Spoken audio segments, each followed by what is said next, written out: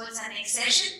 That would be on the topic Unifying Demand Signals to Drive Omnichannel Growth. And for this, I would like to invite on stage Mr. Venkata Krishna, who is the Solutions Director at Edgeverve. Please give him a huge round of applause. Good evening. Thank you so much to all of you for taking time out and for being with us here. And I'm personally very excited because this is the first kind of gathering or conference or meeting I'm attending in person, right? And I'm sure I was speaking to few of you. A lot of us are kind of bored of these Teams and Zoom and WebEx and all kinds of things. So at least here, we don't need to worry too much about the internet or power or the other guy speaking on mute and all those challenges are not there. And then we have the luxury of seeing and feeling each other. I think it's great to be here in person in a room. Though Swapnali talked about the omnichannel demand signals, but I thought that probably I'll spend maybe 3-4 minutes to introduce Edgeverve to all of you. So when I was interacting with some of the people who walked in early, looks like Edgeverve is not a very very familiar player to you. So just let me pull up a couple of slides.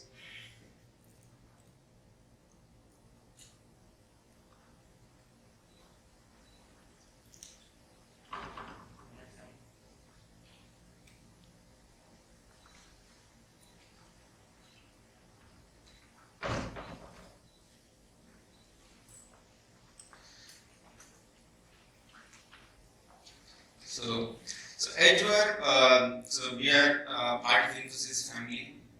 We are a 100% subsidiary of Infosys. As you know, Infosys is into business of services. So in the sense that Infosys will come and implement or build something as per your requirement. So whereas so we are into business of products and platforms. So you might ask me what is a product, what is a platform.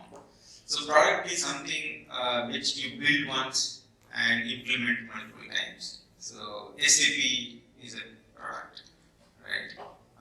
Oracle ERP, Oracle Transport Management. These are all kind of products. So they are built once and they are implemented at multiple customers.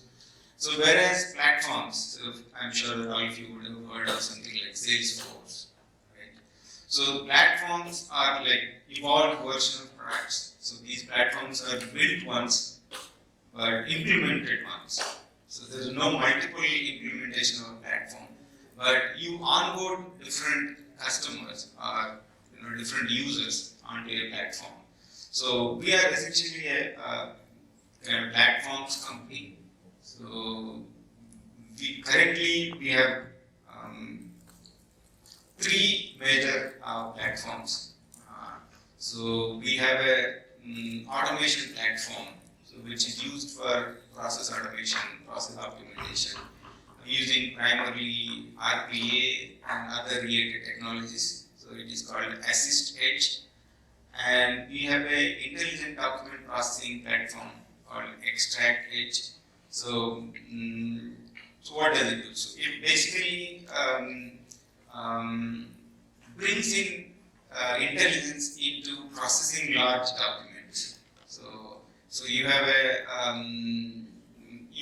you have an insurance bond, right? So there are so many words and there are so many clauses, but all that probably most important parts of it is how many years, what is the premium, what are some of the key conditions. So it kind of intelligently extracts that information and kind of digitizes the key terms of the document. So it uses technologies like intelligent document processing. It uses OCR, optical recognition, and other technologies. But today, we are here to talk about the third platform, which is called TradeEdge. It's a supply chain platform. I'm sure I think most of you are from either a supply chain function or very closely related to supply chain. So then there was also this question of like, who are all the customers whom we work with? So we work with some of the reputed large global organizations across multiple verticals. So food and beverages, clothing, and some technology companies and some governments. So because I think Anirudh has pointed out, like supply chain is everywhere, right? So wherever there is physical products or physical movement involved, supply chain comes into picture, and he nicely outlined how supply chains need to be managed in future. I think last 2-3 years posed so many challenges to the supply chain. I think so. There's a definite need to look at how do we run these supply chains going forward.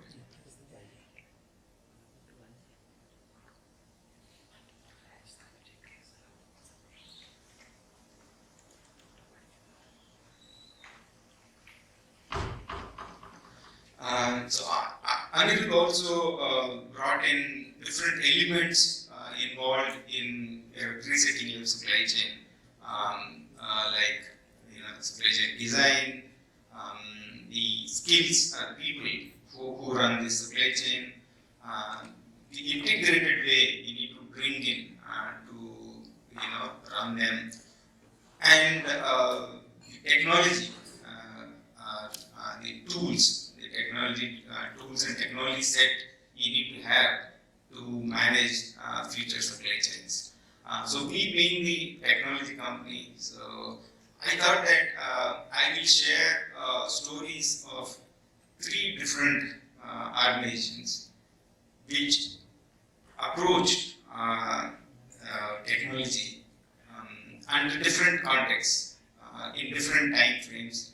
And I hope you will draw some inspiration from what they have done, and I will try to distill some common learnings from each one of them, which could be like a guide for you.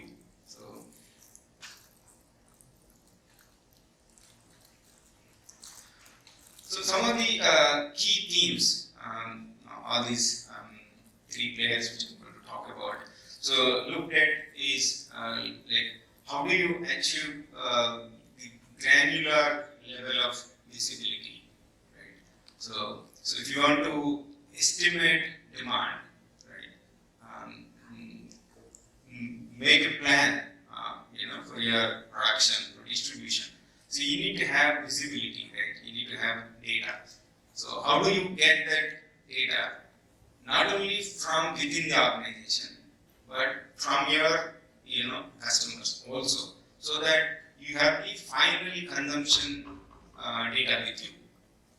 So how do you get a handle on your final consumption data at the lowest possible granularity, right? So if, for example, if you look at a CPG or FMCG company, right, it's not about what they are willing to their, say, distributor, or what they are willing to a modern retailer, or what they are supplying to an e-com player like Amazon, BigBasket, or Flipkart. But what these distributors are selling to the retailers, or even the retailers are selling to the final customers. What these modern trade retailers, how and when or to whom they are selling, to whom Amazon is selling. So that is the right kind of demand signal, right? So if you have that information, and that's where you can predict or forecast your demand in a much better manner, right?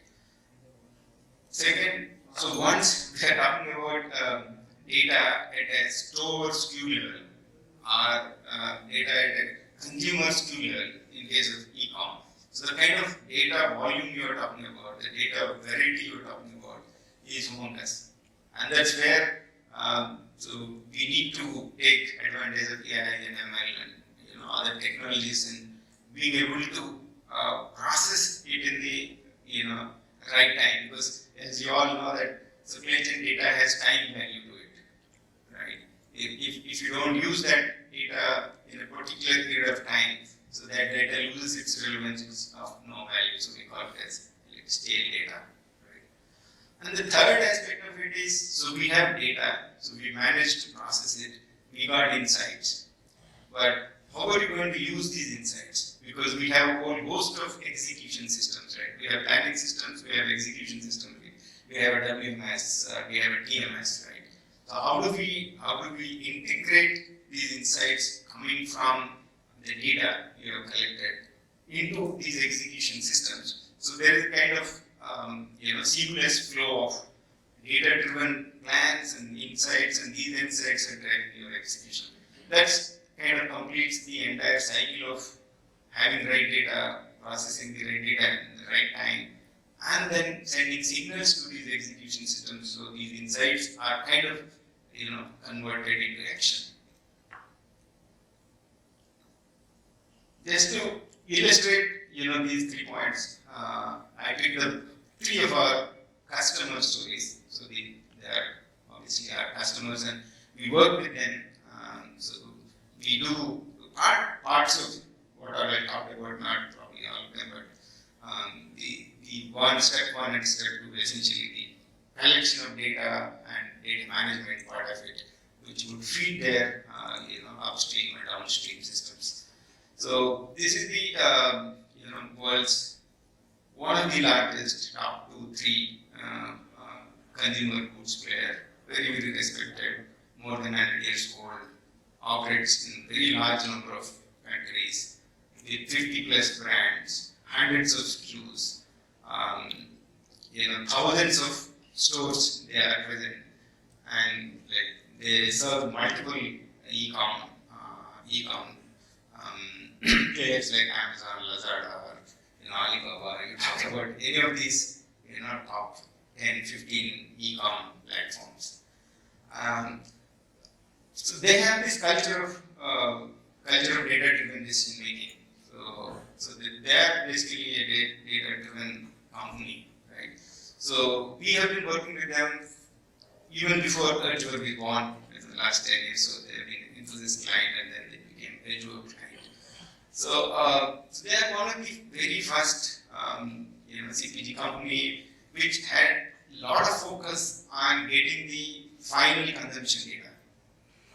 Right? So they have data from their modern trade channel. So they pull data from each of the retailers they supply to on a daily basis. So I am Walmart, I am Target, I am Reliance, I am like more.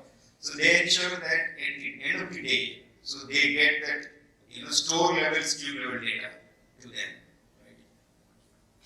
And similarly, they ensure that all the Amazon sales data comes to them the very next day. So they get all this data D+1. So there are transactions which are happening today. So across modern trade channels, across e-com channels, across distributors. So in all the developing markets like India, Southeast Asia, some of the African markets, they don't operate directly. They operate through distributors. Even the distributors' sales data, so all this data, so they aggregate on a daily basis, and that's what we do. Right? So, on a daily basis, we collect 10 GB of data, and then we enrich the data with another 10 GB, and then we provide about 20 GB of data on a day-to-day basis to to their downstream systems. So that's what is kind of the demand signal for them. And of course, they have then best of the breed systems to do planning, to do execution, and so they're a top quartile company in their segment. So the essence here is one, they have data-driven culture, so they had vision, and they have been continuously investing. They have not reached here in a year or two. So this is a 10-year journey for them, and they keep continuing, and they keep continuing to invest in the right technology for them. So this is a little shorter story. It's not like a 10-year story, but this more of so again they are the most respected sports and basically footwear clothing company, virtually present in every country. So their brand is available in every country. They had kind of a strategy around around 2019, 2020. So 2018 kind of thing where this digital is picking up, the e-com channels are picking up. This people are getting used to buying online, and that's when they challenge themselves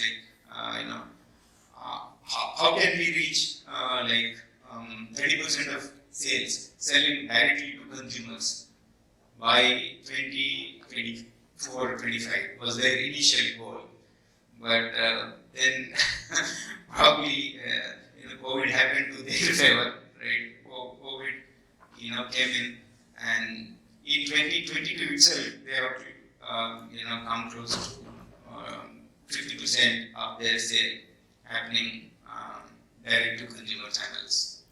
Right?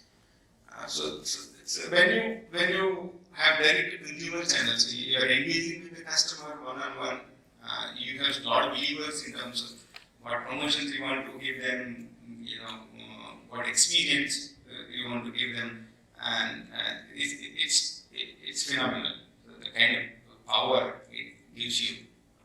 So the specific thing what we have done here is as you know that apparel and sports goods, they place their orders 9 months to 12 months in advance.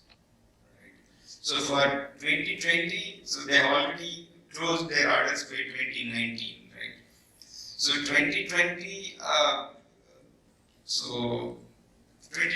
they started receiving goods, right? But then COVID came in, and then nobody knows whether the stores are going to open, close. Then nobody at warehouse, So these are the kind of challenges they were facing. So they came up with this idea, saying that so right now we are omni-channel in terms of our own operations, in the sense somebody can buy from their store, return it, ship it back, or they can buy online, return it in the store. You can order online, go and pick it up from the store. So what they said, why don't we extend it to our wholesale partners also? Right? So why don't I do it Foot Locker? Why don't I do it with PLS shoe stores? Why don't I do with my other wholesalers who sell my products? So that's when we help them to exchange, bring in all these sales and inventory data, because if I have to sell on their behalf on my side, I need to have visibility into their inventory. Right? So today they have 15, 16 partners which share their inventory data. So you can go to their website, order, then pick it up from somebody else's store. Right? So that's the flexibility, and the fact of your inventory visibility has kind of increased their ability to reach direct to consumer so much more, and that was of great help to them, especially during pandemic. Then they said that told their wholesaler, don't worry, I will get orders for you. You you are worried, right, whether the store is open or not, like, I'll take stock from you and what do I do with that? They said, don't worry, you take the stock. I don't have physical space. Like, you take the stock, put it in your warehouses in the store, and the job of selling, getting orders is, ours. So that's how they could manage. And you could see that, like, they hardly had any, dip, in 2020, very, very small dip, and then they bounced back, strongly in 2022. Right? So this is all made possible because of the data exchange of information in terms of both master data as well as the inventory data.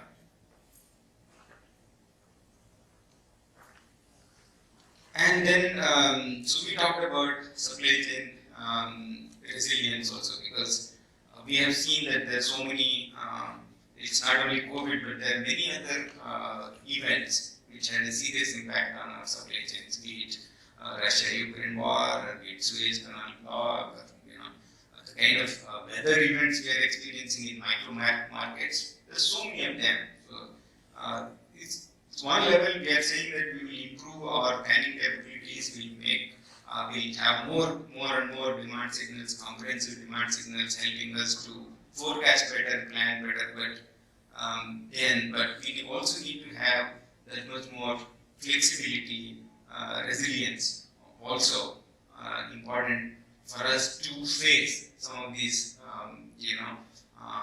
events which cannot be predicted. Right? So here, though we have done it for a slightly different cause, but capabilities like that will bring in feasibility for you, right? So this is Mars. So Mars is the pet food company and the chocolate company, and you know that in developed markets, the US, EU, and you have these cases of product recalls, right? So Mars, there was one chocolate where there was some plastic, plastic wrapper or something came in, and then the whole batch has to be called back or pulled back. And typically, they had something like 10-15 small or big recalls happening in a year, and each recall is a kind of a humongous exercise. And some of those recalls can never be 100% perfect, because first of all, you don't even know where is this batch lying, right? So that's when they came up with this plan of building end-to-end traceability in terms of when a particular batch moves out of the factory. So they're going to track wherever it's going, right? So it has been manufactured in XYZ plant, then went to some ABC warehouse, from there went to some other customer. It is in customer, or it went actually a 3PL warehouse, and it's on a particular truck and moved to some other customer's warehouse and moved to the customer store. So what we built for them is kind of the visibility into each and every pallet with a particular batch of products.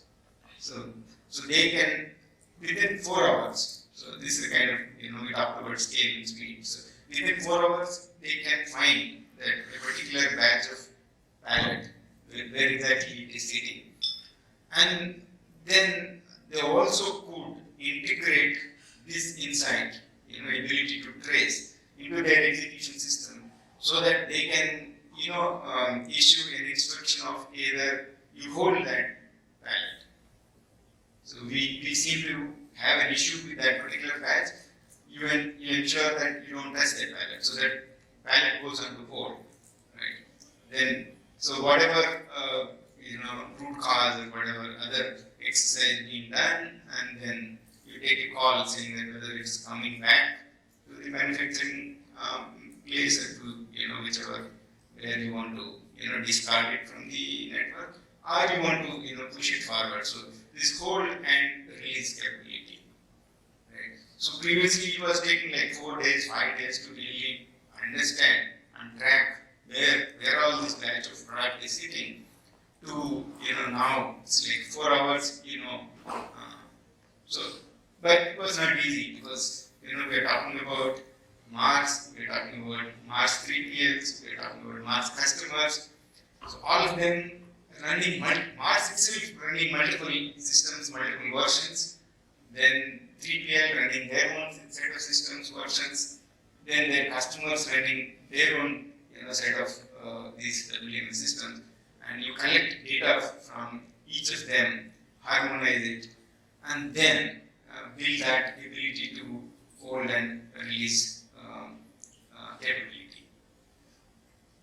So in all these cases, you see there are three pillars, three foundations, which need to be built to have such kind of capabilities. So one is data acquisition, because we are not talking about data acquisition within an organization, but data acquisition across the value chain.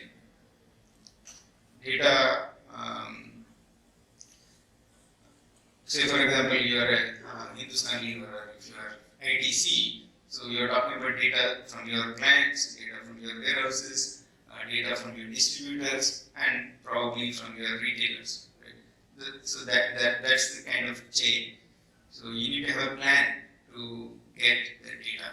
Right? And now there are a lot of technology tools which can help you to get the data, and then the next step is, once you get the data, but the data comes in different formats, comes in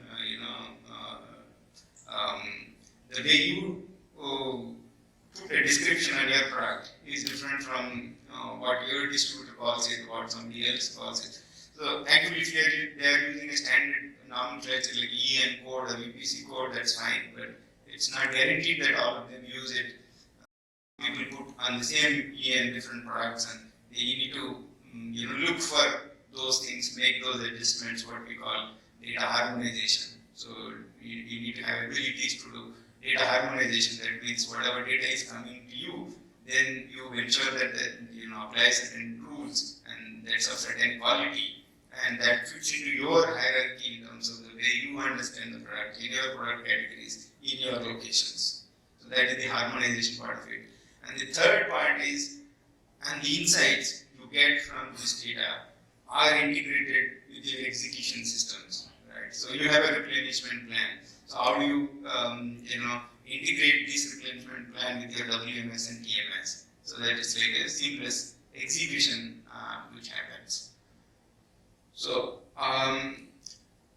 the other thing what we observed is obviously is this there won't be like one size fits all. So everybody has to look at what is the fit for purpose solution for me. So it need not be always I will go with the best of the breed solution. So there is the most expensive, most comprehensive solution. So we have seen even some of the very large corporations which have gone for that kind of approach. I will go for the most comprehensive, even it's expensive. But then these systems, it's not only about implementing once, but it's about maintaining, running. So there's whole cost to it. So it's very, very important to assess whether it's like fit for purpose for me or not. Right? It need not be always the best, but it's fit for purpose. Right? Does it serve? Does it obviously then does it give the ROI or not? Because some of these systems are really, really expensive. Right? Thank you. I think that's in brief, because each of the story can go on for hours, but in the interest of time, just to introduce you, just to share some of the things we are seeing around, some of the things with. So of course, these are some of the best customers, and obviously you would like to benchmark with the best. And as you know that even our economy is like growing very fast, and fortunately we have much more access to digital tools than some of the developed economies, because our mobile penetration is so high and our internet availability is so high, and that can bring in a lot of digitalization. Right? There's a mobile phone, and today the way you can build apps, Anil is like really fast, and then data acquisition or putting data into that execution is both very easy just because of this mobile phone and the connectivity we have built across the country. Thank you so much. I'm more than happy to take any questions or any comments.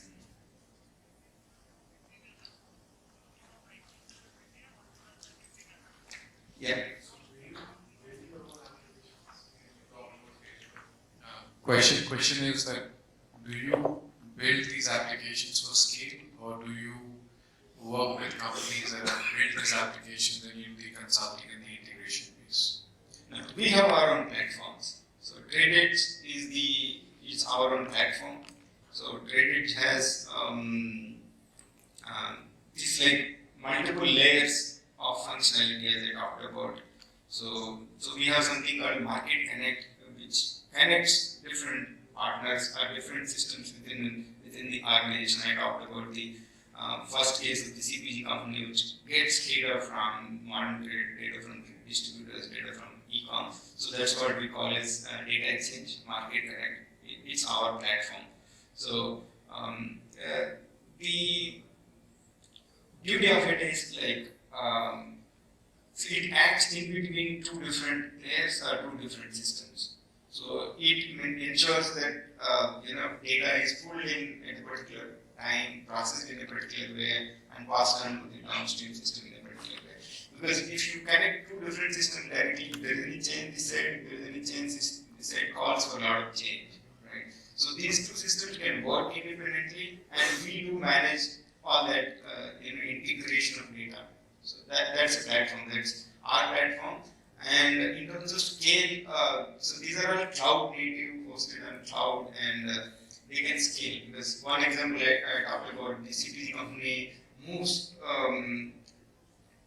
gets 10 GB of data, and we have some 20 such customers. Not all of them that big, but this biggest customer brings in 10 GB of data every day, and we enrich and provide them 20 GB of data every day. Right? So that's one product. So we have a DMS product, distributor management system. So in that developing markets, most of the principals work through the distributors. So unless we have a system there's no way that we can get data. Right? So Hindustan Lever has distributors, ITC has distributors, P&G has distributors. So we have a distributor management system. So those distributors can digitize their operations, their orders are integrated. We know, to whom they are selling, who are their customers. So that is our other product. Then we have a product for harmonization of data, right? When we get data from one side and get data from one side. So there's one way is like every time manually we change, when there is a change happens this side, when there is a change happens that side. But we can use AI, ML to at least manage very basic changes. Right? There's a small grammar change, there's a small description change, there's movement from one category to the other category, all that. We can make these algorithms learn and do that. Then in the next pocket, so we have certain features or modules like trade promotion effectiveness or suggested order, which is based on forecasts.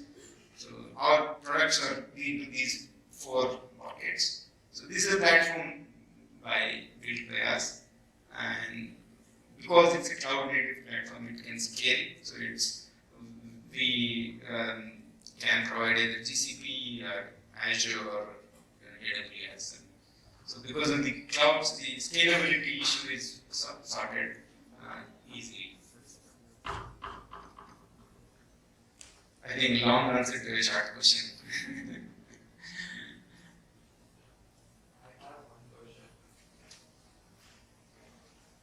So typically, since it's a platform, you work with a lot of different companies. How much customization typically it goes through before it becomes usable to the client? Typically, what we see is about 10%, 10-15%, because there are already the main difference between products and platforms is platforms bring in a lot of configurability. Right? Say for example, you want to do forecasting. So we, out of the box, we provide 10 different models of forecasting. So we believe that you will be able to meet, one of these. Or say for example, we are talking about ordering, and then you talk about UOM, right? So we give out of the box 5-6 types of UOM, right? You can do units, you can do weight, you can do cases, you can do pallets. But instead of that, maybe about 10% sometimes. Thank you. So that's where you see that I'm sure some of those who are familiar with SAP implementation takes like minimum of 16 months for 18 months and in that order, right? But typically platform onboarding is much quicker. So we normally talk about weeks and max months, but ideally we want to hit it in weeks. But at the same time, the customers also need to be a little bit flexible in terms of how do we meet. Is it really so strategic for us so that we can't change, right? Will it really bring that competitive advantage so that we need to retain that, right? Because any change, any customization of software means cost. Not only at the time of implementation, but also at the time of maintenance, it means cost. Like, does that cost justify it? There's a little bit of challenge because there's business, there's IT, business wants it, I want it, IT says that, I can't give you. So there's a little bit of, better understanding of business users of this technology, then they'll appreciate it, right? It's very easy to buy a product, you negotiate, but difficult to, really put a price in software and change that. Does it really cost 100K? A small change, right? But, it has its own complexities. Yeah. So you also touch upon one of the specific point. In order to maintain the accurate level of the inventory, we need to know the consumption pattern at the distribution level. The final consumption. You say as a retail level or the distribution level? CPG companies collect both, right? So if it is, let's say if I take India example, right? Say for example you are P&G, right? So you will collect first data from your distributors and their secondary sales data, means that what they are selling to the retailers, right?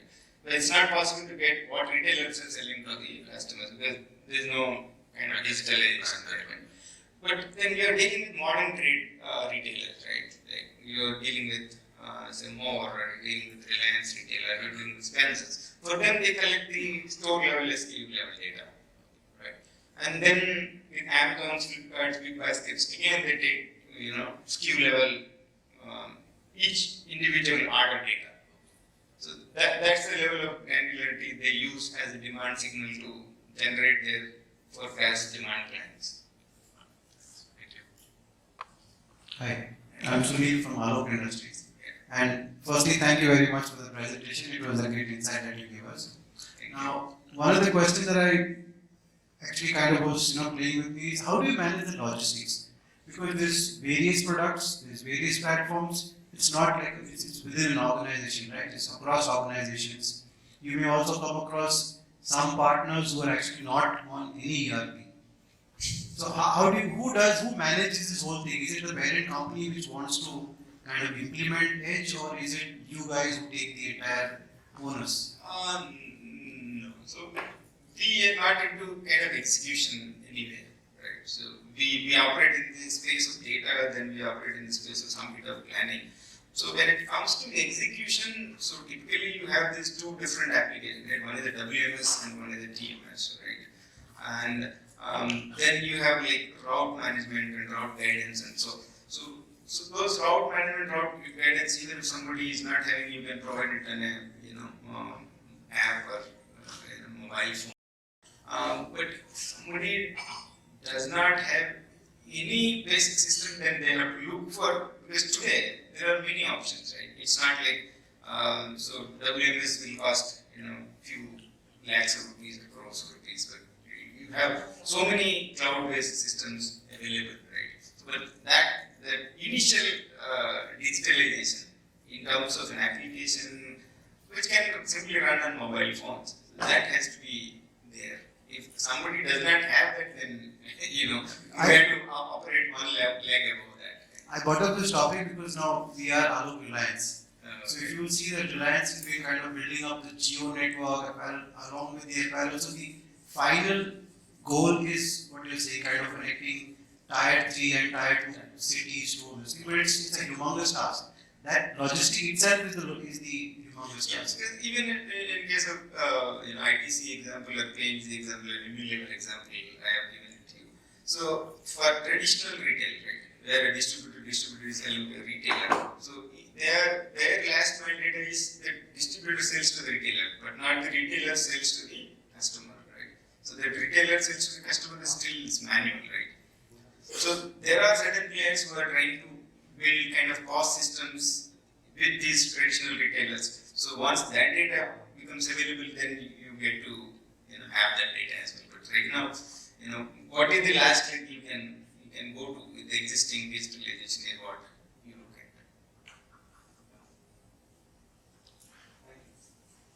Yeah, I had a question. So, there's a lot of value in this proposition for the brand or the manufacturer. But for the trader, for him it's about managing his working capital, managing his discounts, looking at the schemes. The manufacturer, the brand will try to dump him. The conventional market ways of selling, right? What's in it for the trader or the intermediary? See, so I told you about our distributor management system, right? So once you have a distributor management system, so that's where a lot of things at least get streamlined, right? So you have visibility into inventory, then your principal has visibility into inventory, and so the push typically works for your new products, right, or during a promotion. So at least once the product stabilizes, then you should move into pull model. Otherwise, your ROI on that product will be so low, right? So you'll be pushing it, you get stuck in somewhere, and then anyway that has to come back and all that. So if you distributor, I'm assuming that when you mention a trader, it's a distributor, right? So then the distributor is also operating with that system like DMS. So we have seen that their working capital and all that have improved. And now, so maybe like 50 years ago, each of these companies have few SKUs, right? But if you look at some of these big FMCG companies have kind of 500 SKUs, 600 SKUs, that kind of SKUs. So without a system, even for a distributor, it is highly, improbable to manage that kind of scale and complexity. But I think probably that's the other change. Even the companies, the supply chain managers need to imbibe that each product has to move from push to pull at some point, right? Your continuous push is not going to, help you. But you have to decide when is that point where you're moving this product from a push model to a pull model. One simple, so I worked in ITC for about 15 years. So one simple test for any product is like, if that product is not there, I'm talking about in more of a retail context. So if that product is not there in the store, will customer come and shout at the retailer or not? That is a simple test of whether a product is a pull product or a push product. Imagine if 𝗨𝗨 is not there, 2-3 third customer will come and ask you, "Why atta hi nahi hai ki kya store chala rahe ho?" Imagine Lux soap is not there, right? After 2-3 times, he will come and Britannia Mary is not there. Then he will come and say, "Well, kya chala